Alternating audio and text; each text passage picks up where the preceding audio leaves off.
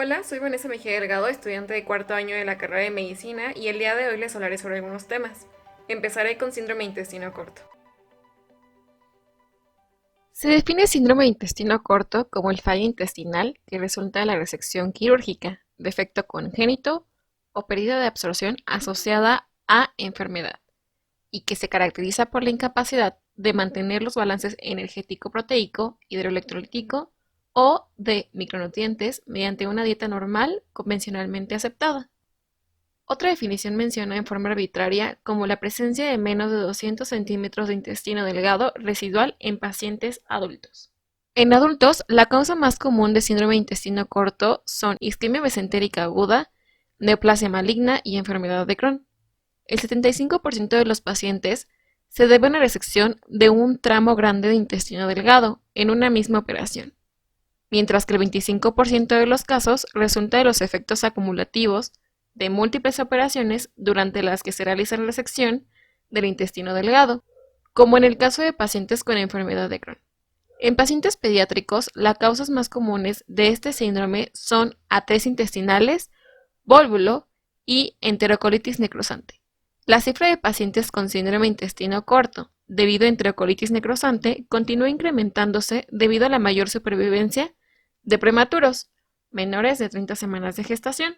Para hablar de fisiopatología, debemos saber que la longitud normal del intestino delgado en el ser humano varía de 300 a 850 centímetros, donde el duodeno ocupa los primeros 25 a 30 centímetros, el yeyuno 160 a 200 centímetros y el resto es ileón. Entonces, cuando se produce una pérdida masiva de su longitud, mayor del 70 al 75% o la longitud del intestino remanente es menor a 200 centímetros, se considera que existe un síndrome de intestino corto. Factores a considerar para nutrición parenteral total. Desde el punto de vista clínico, se origina absorción deficiente cuando se reseca más del 50 al 80% del intestino delgado.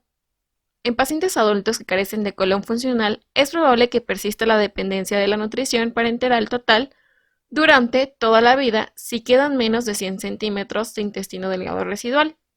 En pacientes adultos que tienen un colon intacto y funcional, es probable que persista la dependencia en la nutrición parenteral total toda la vida si existen menos de 60 centímetros de intestino delgado residual. En lactantes con síndrome de intestino corto, suele lograrse la supresión de la dependencia hacia la nutrición parenteral total con tan solo 10 centímetros de intestino delgado residual. Además, el colon cumple una función importante, aunque pequeña, en la asimilación de nutrientes. Primero, porque absorbe ácidos grasos de cadena corta. Segundo, se piensa que con una válvula ileocecal intacta hay una mejor absorción. La válvula ileocecal retrasa el tránsito del quimo del intestino delgado al colon y, por lo tanto, prolonga el tiempo de contacto entre nutrientes y la mucosa de absorción del intestino delgado. Tercero, con un intestino delgado residual sano, disminuye la gravedad de la absorción deficiente. Cuarto, la resección del yeyuno se tolera mejor que la del ileón, porque la capacidad de absorción de sales biliares y vitamina B12 es específica de este último. Asimismo, durante 1 o 2 años después de la resección masiva del intestino delgado, el intestino restante sufre una adaptación compensadora, como se describió.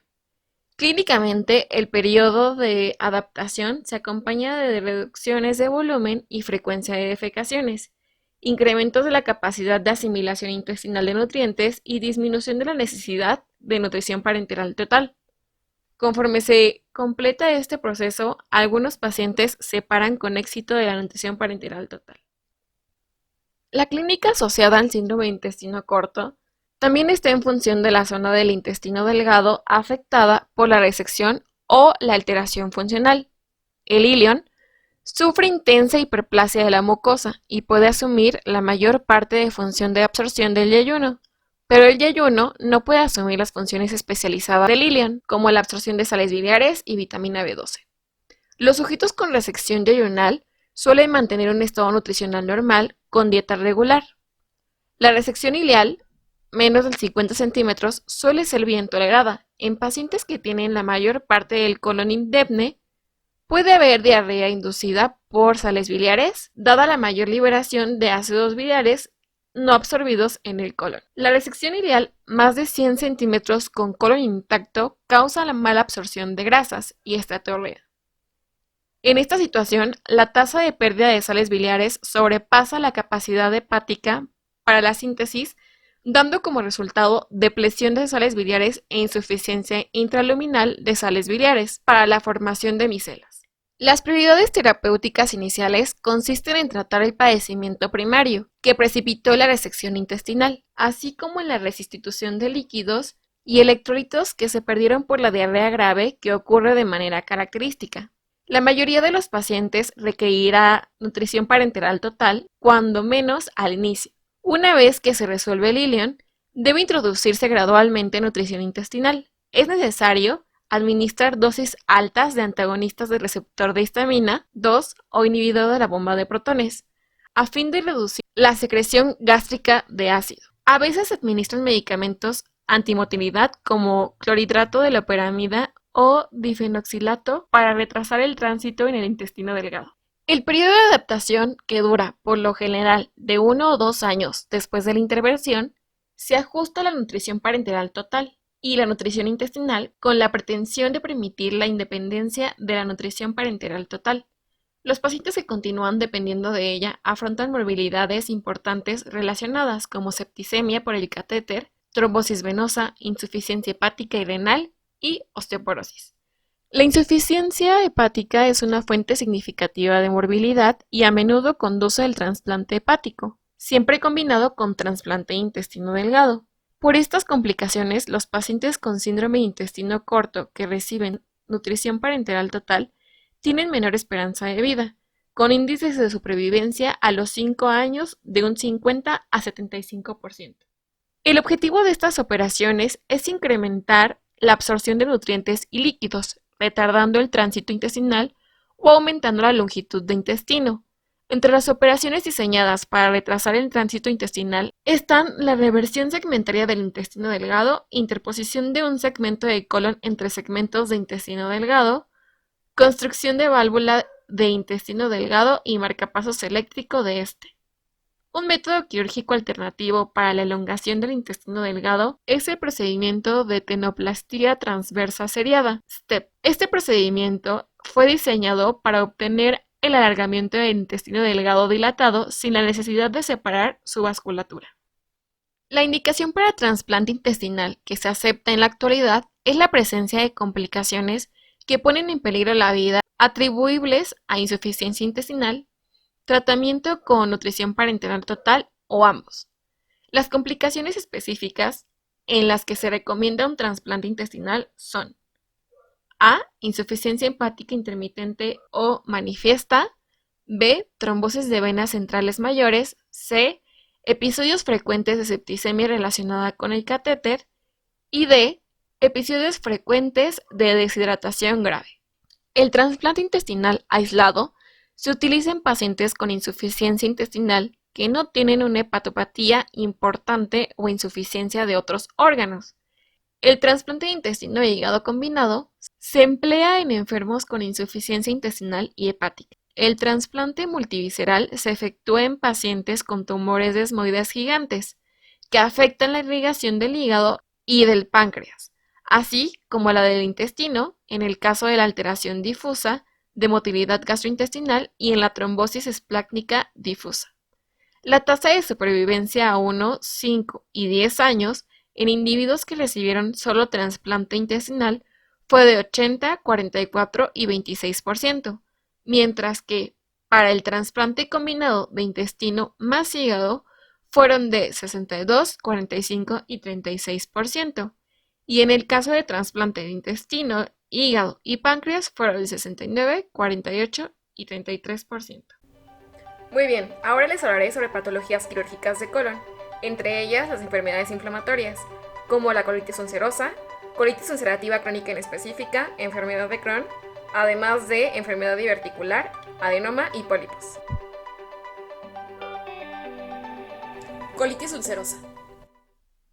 La colitis ulcerosa es una enfermedad inflamatoria intestinal crónica que afecta a la mucosa del colon. La afectación se inicia en el recto y de forma continua puede alcanzar una extensión variable en sentido proximal hasta el ciego. Se caracteriza por remisiones y exacerbaciones. La gravedad de los síntomas depende del grado y extensión de la enfermedad. El cuadro clínico varía de una fase inactiva o latente en la enfermedad activa de grado bajo hasta una afectación fulminante. La colitis ulcerosa puede iniciarse de forma gradual, con heces un poco sanguinolentas o ser de inicio súbito con diarrea y hemorragias graves, tenesmo, dolor en el abdomen, fiebre e incontinencia fecal. Estos periodos se siguen de periodos de inactividad en los que los pacientes se hallan asintomáticos. Aunque es común la anemia, rara vez hay hemorragia masiva. Los datos físicos suelen ser inespecíficos. Asimismo, estos pacientes pueden presentar el denominado síndrome rectal, término que incluye urgencia, incontinencia y tenesmo rectal. La colitis ulcerosa se ha clasificado según su extensión y su gravedad en la denominada clasificación de Montreal. Según su extensión, en E1, proctitis ulcerosa, E2, colitis izquierda y E3, colitis extensa o pancolitis. Según su gravedad, en S0, colitis en remisión, S1, colitis leve, S2, colitis moderada, S3, colitis grave. La clasificación True-Lobowitz es la que se usa más en el consultorio porque se basa en la clínica y laboratorio. El diagnóstico de colitis ulcerosa se establece mediante endoscopía. Como el recto siempre se encuentra afectado, puede ser adecuada una proctoscopía para diagnosticarla. La primera manifestación es edema de la mucosa que origina pérdida de patrón vascular normal. En la enfermedad más avanzada, los hallazgos característicos incluyen friabilidad y ulceración de la mucosa. También puede haber pus y moco. Si bien la biopsia de la mucosa puede ser diagnóstica en la fase crónica de la colitis ulcerosa, con frecuencia en la etapa aguda solo revela inflamación inespecífica. Durante una exacerbación aguda está contraindicada la valoración con colonoscopía o enema de vario por el riesgo de perforación. El enema de vario se ha utilizado para establecer el diagnóstico de colitis ulcerosa crónica y determinar la extensión de la enfermedad. No obstante, dicha modalidad es menos sensible que la colonoscopía y tal vez no identifique la enfermedad temprana. En la colitis ulcerosa de larga duración, el colon está cortado y carece de formaciones australes. Colon en tubo de plomo que se observa en la imagen. Puesto que en la colitis ulcerosa solo se inflama la mucosa, muy rara vez hay estenosis. El diagnóstico de cualquier estenosis en un paciente con colitis ulcerosa debe considerarse maligno en tanto que no se demuestre lo contrario. El índice de actividad de la Clínica Mayo es otro de los índices de actividad más utilizados en la práctica clínica. Una ventaja importante de este índice es la incorporación de hallazgos endoscópicos en la valoración, de gran utilidad para evaluar con mayor objetividad la respuesta a diversos tratamientos farmacológicos. Las indicaciones de cirugía en la colitis ulcerosa pueden ser urgentes o programadas. Se necesitan operaciones urgentes en individuos con hemorragias masivas que ponen en peligro la vida, megacolon tóxico o colitis fulminante que no responde con rapidez al tratamiento médico. Los pacientes con signos y síntomas de colitis fulminante deben tratarse de manera radical con reposo intestinal, hidratación, antibiótico de amplio espectro y corticosteroides por vía parenteral. Están contraindicadas la colonoscopía y el enema de vario. Deben evitarse antidiarreicos. El deterioro del estado clínico o la falta de mejoría en el transcurso de 24 a 48 horas es indicación de intervención quirúrgica. Las indicaciones para intervención quirúrgica programada incluyen falta de respuesta a pesar del tratamiento médico eficaz y riesgo alto de complicaciones mayores de dicho tratamiento, como necrosis aséptica de articulaciones secundarias al uso prolongado de esteroides. También está indicado el procedimiento programado en pacientes con riesgo importante de carcinoma colorectal. A diferencia de los cánceres colorectales esporádicos, es más probable que el carcinoma que se desarrolla en el contexto de colitis ulcerosa surja de áreas de displasia plana y puede ser difícil diagnosticarlo en una etapa temprana. Por lo tanto, en individuos con colitis ulcerosa de larga duración, se recomienda vigilancia colonoscópica con múltiples, aproximadamente de 40 a 50 biopsias aleatorias para identificar displasia antes de que se desarrolle una neoplasia maligna invasora. Operación urgente. En un paciente con colitis fulminante o megacolon tóxico se recomienda la colectomía abdominal con ileostomía terminal, con o sin fístula mucosa, en lugar de la proctocolectomía total. Si bien el recto siempre está afectado, la mayoría de los pacientes mejora de manera drástica después de la colectomía abdominal y esta operación evita la difícil y prolongada disección pélvica en un paciente grave. En casos excepcionales se necesita una ileostomía de asa con colostomía para descompresión, si el paciente se encuentra demasiado inestable para tolerar la colectomía. La cirugía definitiva puede realizarse después una vez que el individuo se haya recuperado. Por lo general están contraindicadas las técnicas complejas, como una reconstrucción anal con bonza ileal en una situación de urgencias. Sin embargo, la hemorragia masiva, incluso la rectal, a veces amerita proctectomía y creación de una ileostomía permanente o anastomosis de bolsa ileal ano. Intervención quirúrgica programada. Debido al riesgo de inflamación continua, el riesgo de neoplasia maligna y la disponibilidad de la proctocolectomía restauradora, la mayoría de los cirujanos recomienda operaciones que incluyen resección del recto. La proctocolectomía total con ileostomía terminal ha sido el estándar de referencia para el tratamiento de pacientes con colitis ulcerosa crónica. En esta operación se extirpa la totalidad del intestino afectado y se evitan las alteraciones funcionales relacionadas con la reconstrucción anal con bolsa ileal.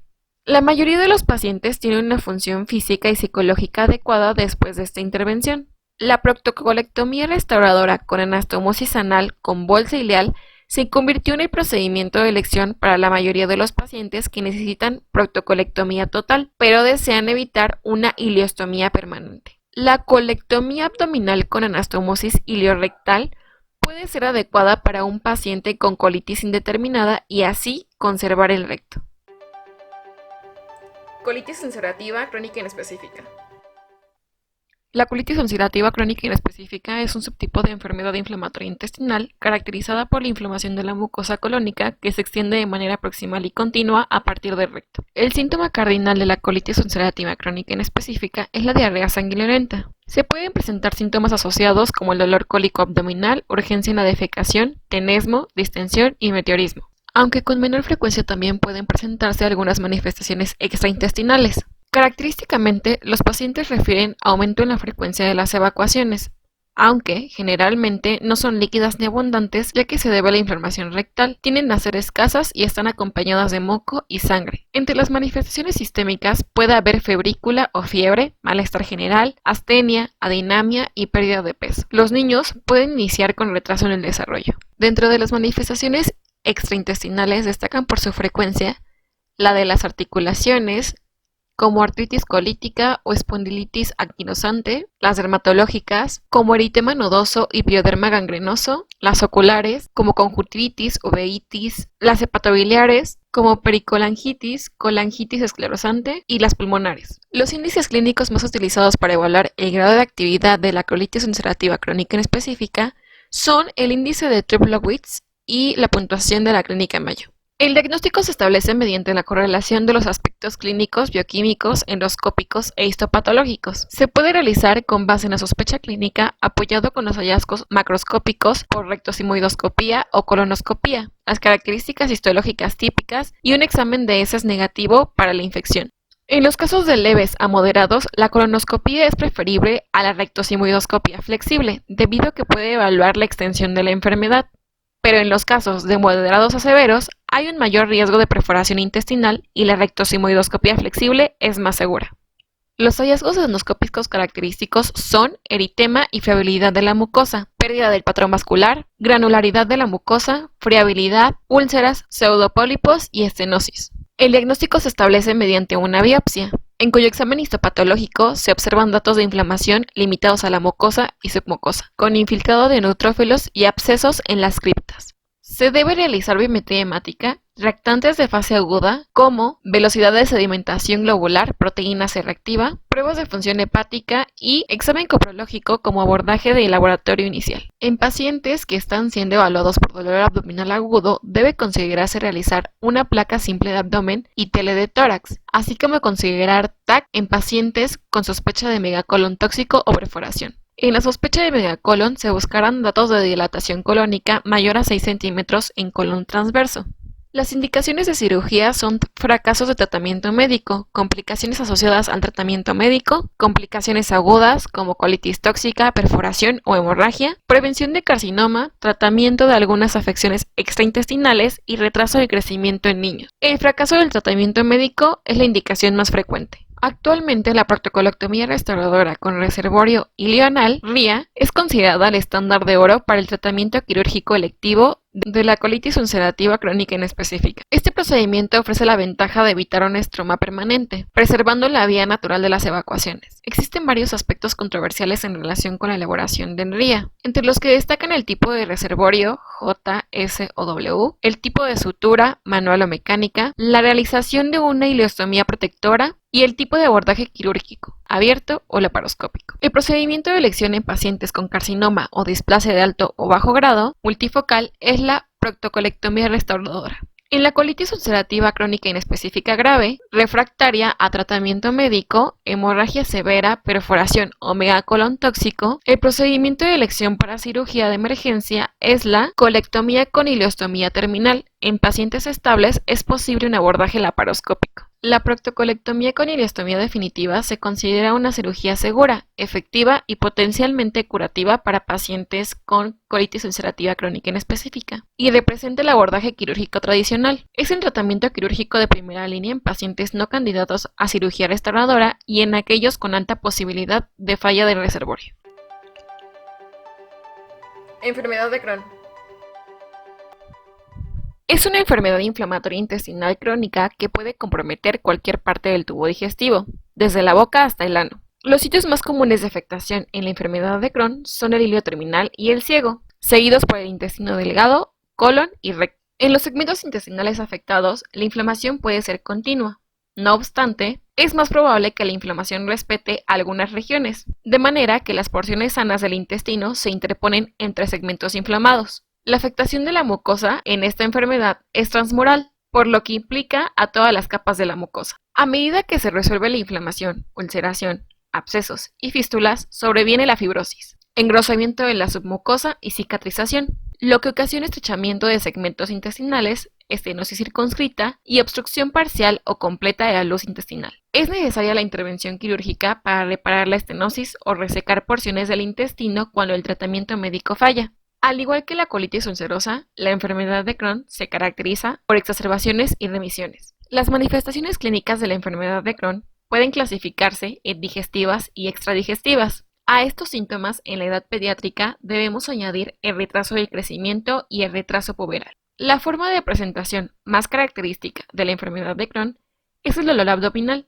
diarrea y pérdida de peso. Esta triada clásica solo aparecerá en el 25% de los pacientes, siendo más frecuente que los síntomas se presenten de forma inespecífica e insidiosa. El dolor suele localizarse en fosa ilíaca derecha o en región periumbilical, pudiendo presentar además los pacientes epigastralgia o dispepsia, en los casos en los que existía afectación del tracto digestivo superior. La fiebre se expresa en el proceso inflamatorio o complicación. No se dispone de un estándar de oro para el diagnóstico de enfermedad de Crohn. El diagnóstico se confirma mediante la evaluación clínica y una combinación de hallazgos endoscópicos, histológicos, radiológicos y o investigaciones bioquímicas. El diagnóstico puede establecerse por colonoscopía, esófago-gastroduodenoscopía, estudio del intestino delgado con bario o enema con bario, según la parte del intestino afectada.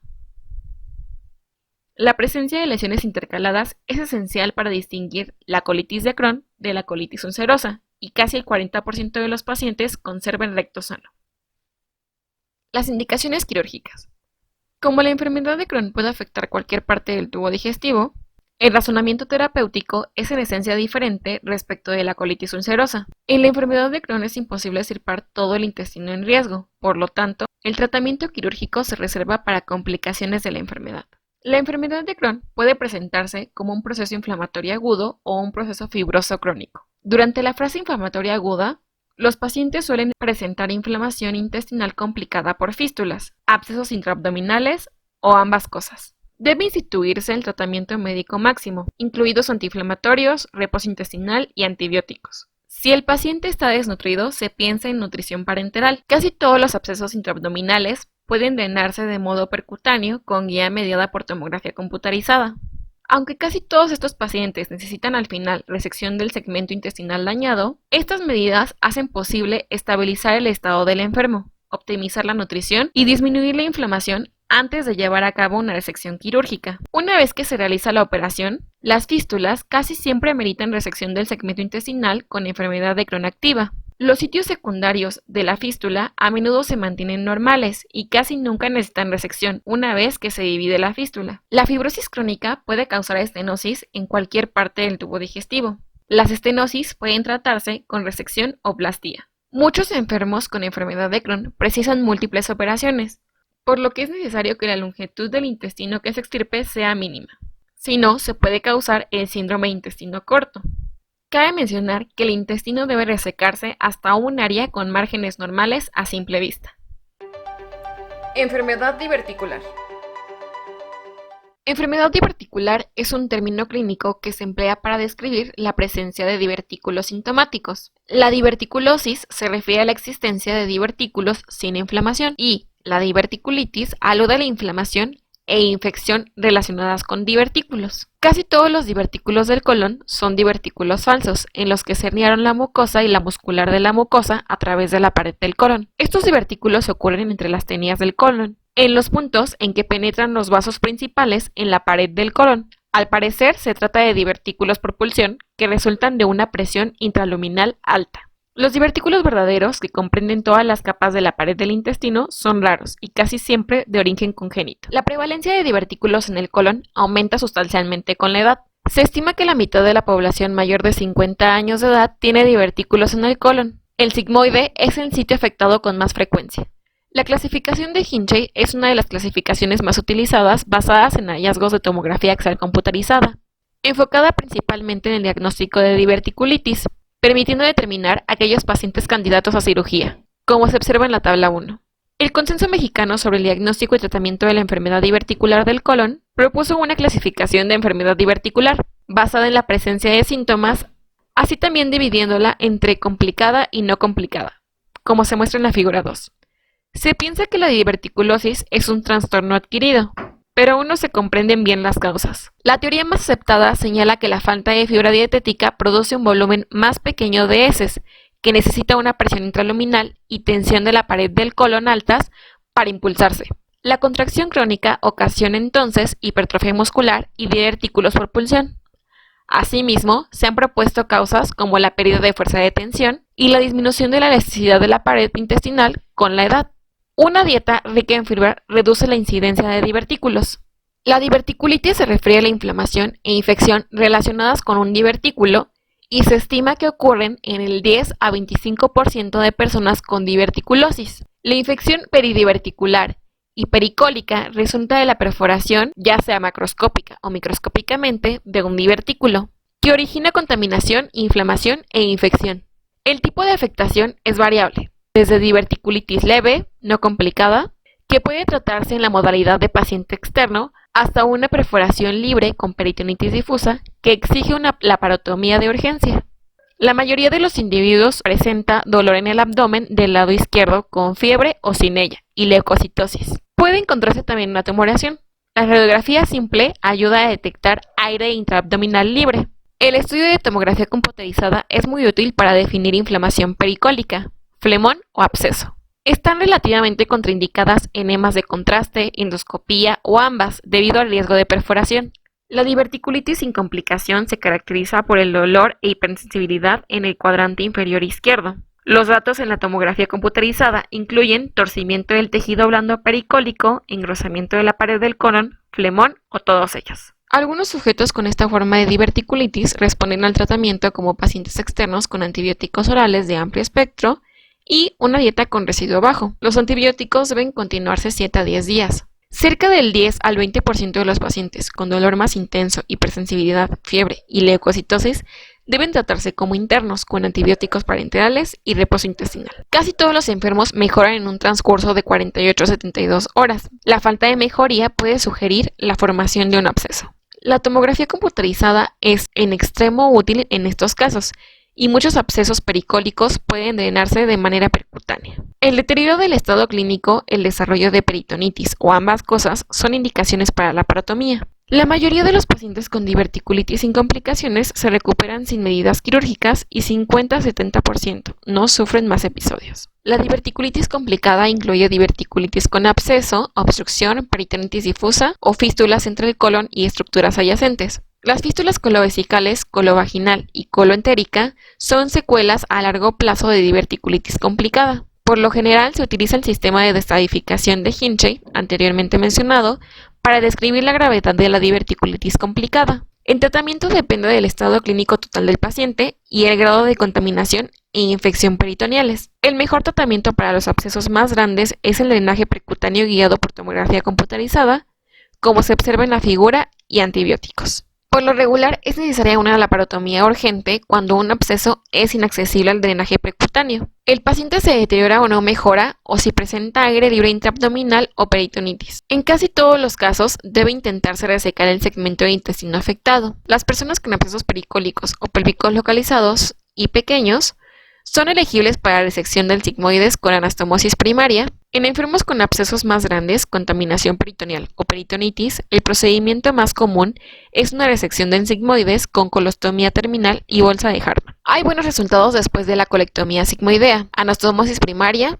con o sin lavado de mesa quirúrgica y derivación proximal, ilostomía de asa. Esta opción puede ser apropiada en pacientes estables y tiene la gran ventaja de que la cirugía subsecuente para restablecer la continuidad intestinal es más simple que es hacer una bolsa de Hartmann. La hemorragia de un divertículo se debe a la erosión de la arteriola periventricular, que puede precipitar hemorragia masiva. La hemorragia de tubo digestivo bajo más importante ocurre en pacientes ancianos, en quienes son comunes la diverticulosis y angiodisplasia. En consecuencia, puede ser difícil identificar la fuente exacta de la hemorragia. Por fortuna, en 80% de los enfermos se detiene de manera espontánea. El tratamiento clínico debe dirigirse a reanimar al sujeto y localizar el sitio hemorrágico. En ocasiones se identifica en la colonoscopía un divertículo hemorrágico que a continuación puede tratarse con inyección de epinefrina o cauterio. En estos casos, la angiografía puede ser diagnóstica y terapéutica. En los casos excepcionales en que persiste o recurre la hemorragia diverticular, tal vez se necesite laparotomía y colectomías segmentarias.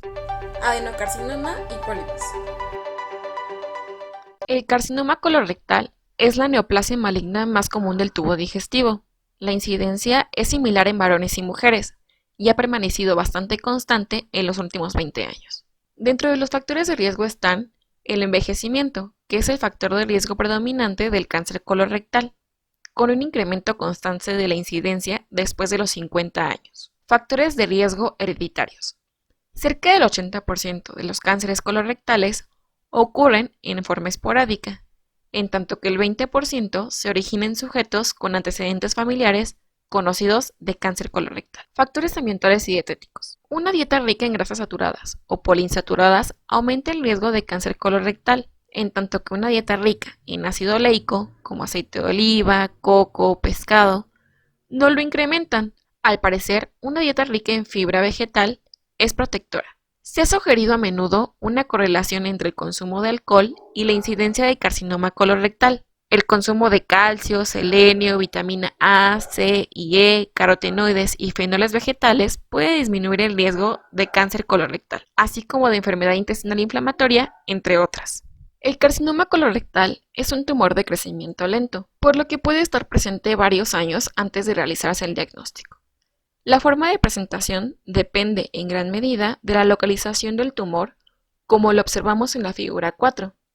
Así, los tumores del colon izquierdo se manifiestan en general en forma de rectorragia y o cambios de ritmo deposicional, como estreñimiento o falsa diarrea, condicionados por la reducción de la luz del colon. En algunos casos, las manifestaciones inician como un cuadro de obstrucción intestinal, como el mostrado en la radiografía de la derecha. Los tumores del colon derecho acostumbran a cursar hemorragia oculta y los síntomas referidos por el paciente son atribuibles a la anemia crónica secundaria. Los tumores en estadios avanzados pueden producir dolor abdominal inespecífico o la presencia de una masa palpable. El cáncer de recto puede manifestarse por un síndrome anorrectal, con urgencia rectal, tenesmo y diarrea con moco y sangre. Cuando el tumor invade órganos vecinos, el paciente puede presentar síntomas urinarios atribuibles a la afectación vesical, como hematuria y polaquuria, e infecciones urinarias recidivantes si se ha establecido una fístula rectovesical.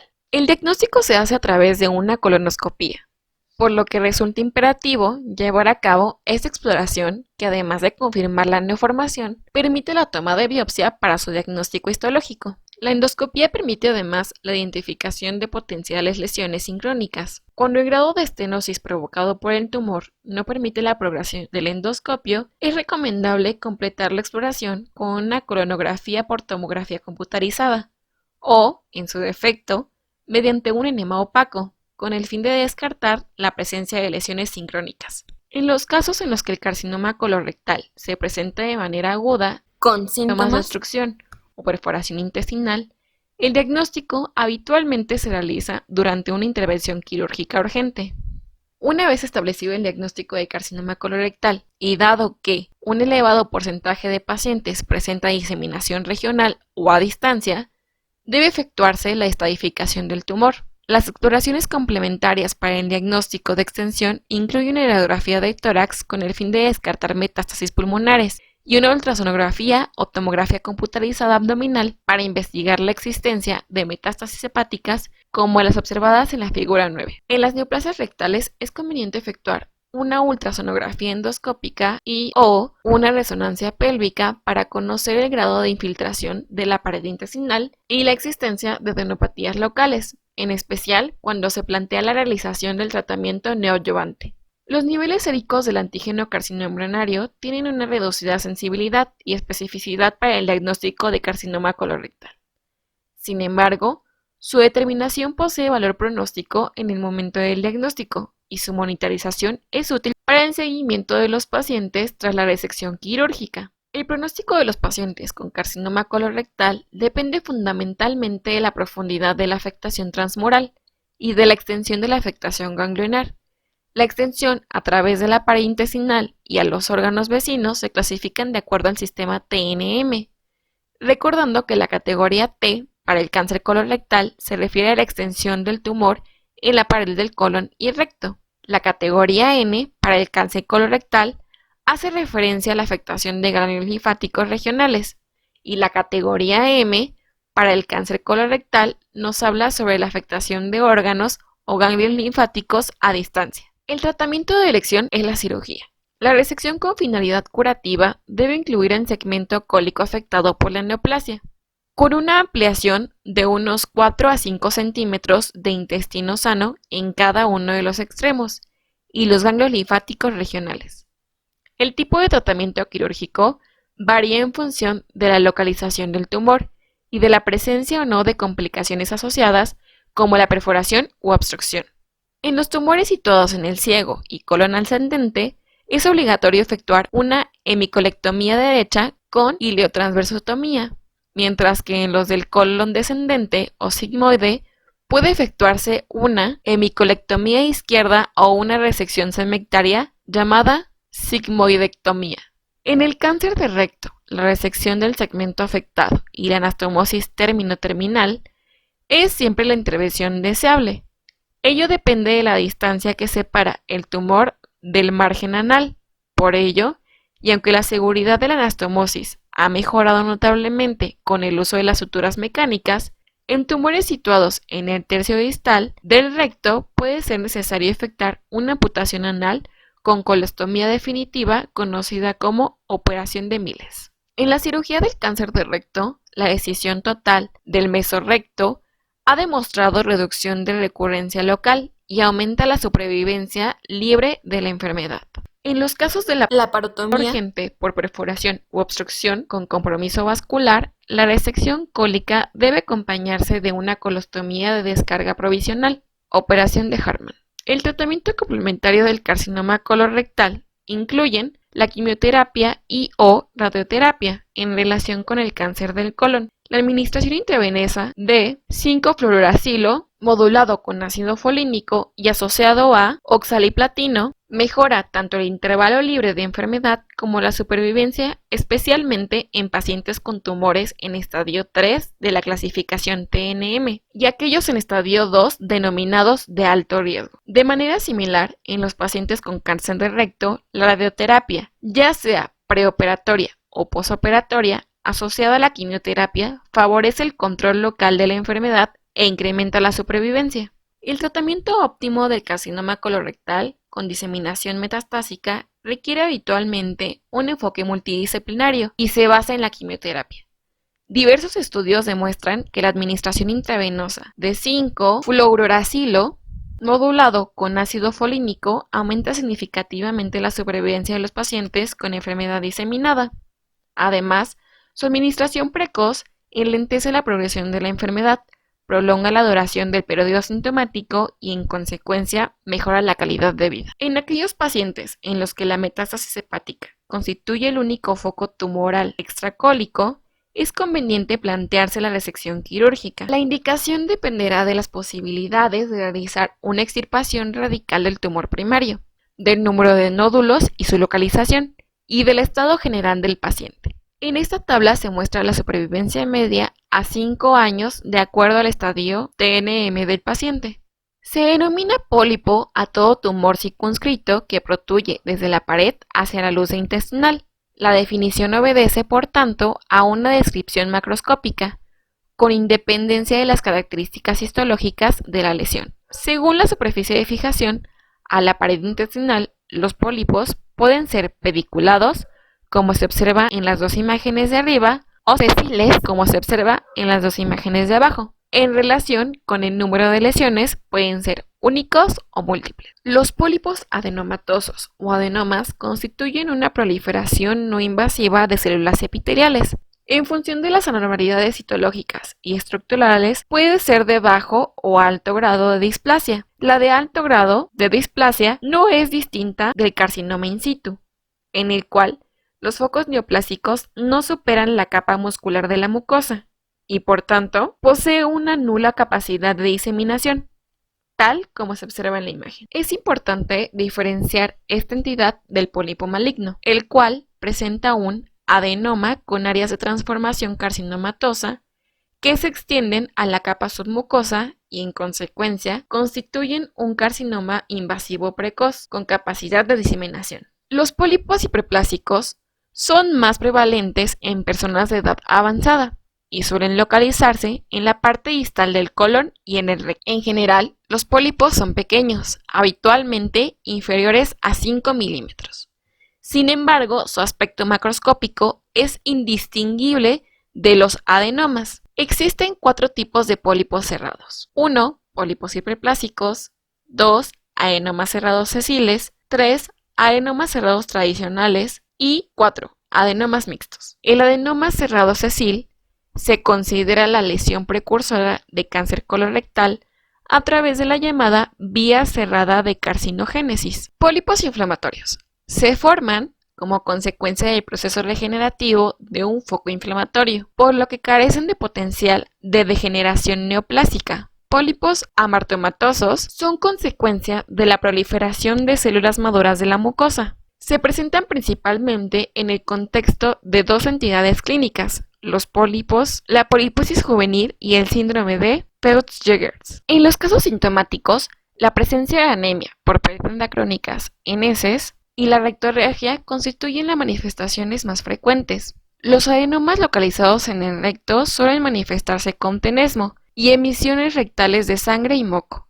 En ocasiones, los adenomas vellosos en esta localización liberan cantidades elevadas de moco rico en potasio que pueden conducir a hipopotasemia y alcalosis metabólica.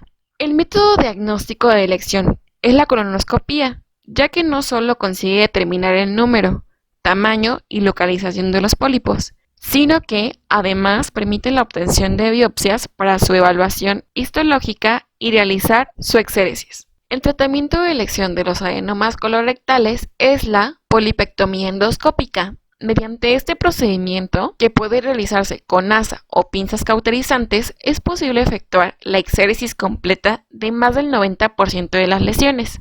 Sin embargo, cuando el estudio anatomopatológico demuestra la existencia de un carcinoma invasivo, habitualmente debe procederse a una colectomía segmentaria.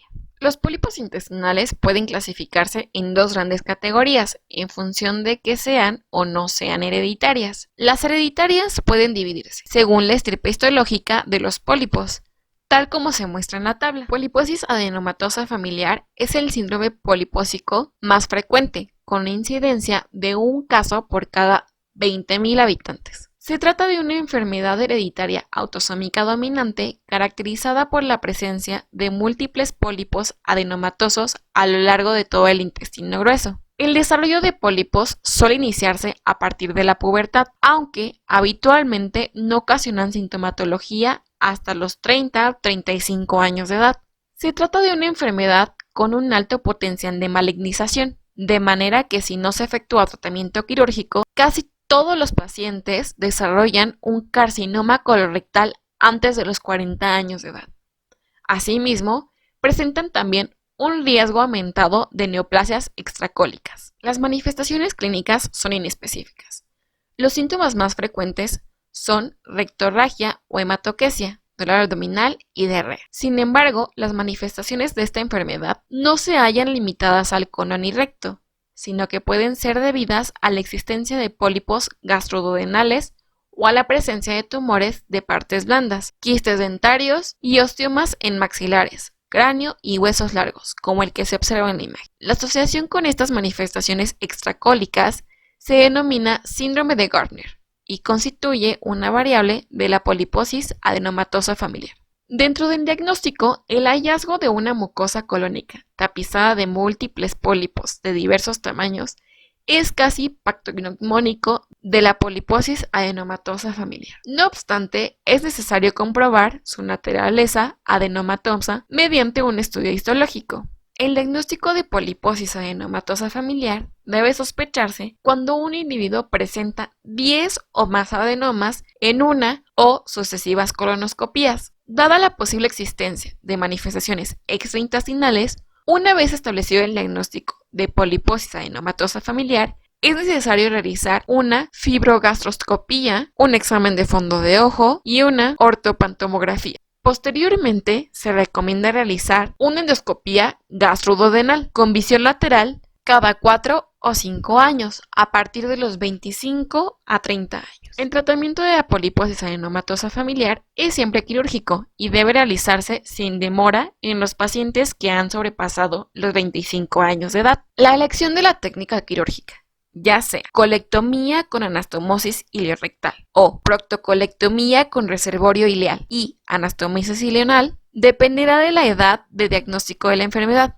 del fenotipo de la misma y de la historia familiar, así como del propio paciente tras recibir una información de los beneficios y riesgos de cada una de ellas. Tras la cirugía se recomienda realizar un seguimiento endoscópico con una periodicidad de 6 a 12 meses para aquellos pacientes con remanente rectal y de 3 años para aquellos con reservorio ileal. Existen evidencias consistentes de la regresión de los adenomas mediante un tratamiento prolongado con antiinflamatorios no esteroideos, como Sulindaco y Celecoxib, entre otros. Es por esto que, tomando en cuenta los efectos adversos, por este motivo, su administración únicamente está aceptada como terapia adyuvante a la cirugía en pacientes con pólipos residuales y nunca como alternativa de la misma.